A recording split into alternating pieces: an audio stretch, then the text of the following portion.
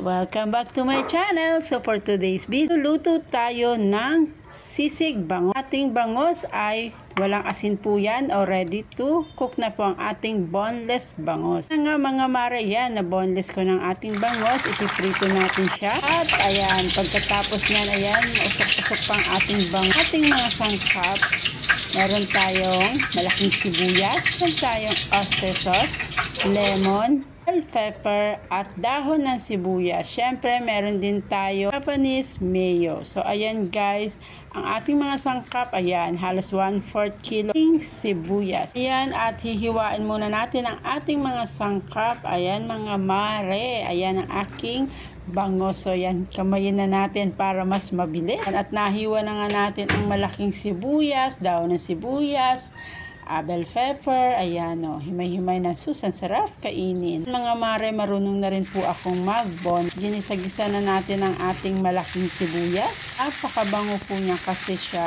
ay sweet onion. Ayan, at naglagay tayo ng konting paminta. Lagay na rin natin ang ating bell pepper. Ayan, so ayan, mix muna natin until mag-golden brown. Ayan natin ang ating bangos na hinimay. So, ayan, boneless po yan guys, ha. May tayo ng spicy cheesy. So, ayan. May konting anghang. Ayan, mga mare. So, ayan, i-mix natin at maglagay na tayo ng oyster sauce. Ating oyster sauce lamang po. Ayan. At nagsigla na tayo ng lemon. Ayan. Wow. Para may konting asim ang ating bangos sisig. Yan, i-mix natin at papunta na ako ng SM. So, yan, nagmamadali-dali na natin ang dahon ng sibuyas. Ayan. Wow. Mix na natin, mga mare. Ayan.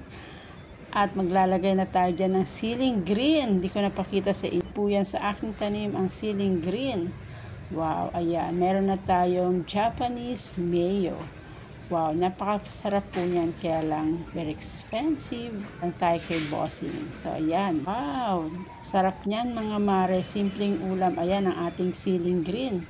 Pitas ang ating ceiling green. I hope nag-enjoy po kayo sa aking video. Bago ka lang po sa aking channel, don't forget to like, share, and subscribe. Maraming salamat po. Magandang buhay!